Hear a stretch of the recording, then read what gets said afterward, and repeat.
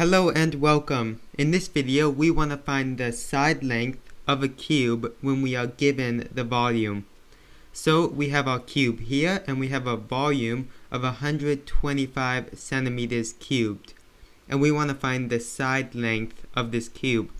It doesn't matter what side length it is because all the sides are the same on the cube. And let's just call the side length x.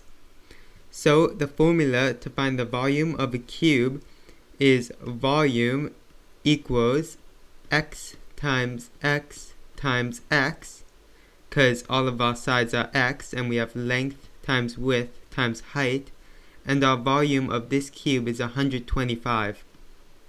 So we have 125 equals x cubed, because x times x times x is the same as x cubed. And if we get x all by itself, which would be our side length, that would give us the cube root of 125, which is basically just saying what times itself 3 times gives you 125. Let's try 5.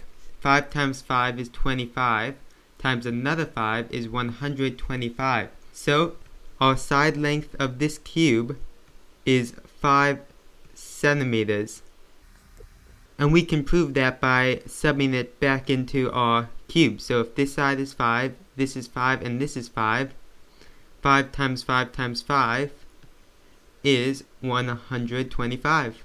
And that's how you find the side length of a cube if you are given the volume.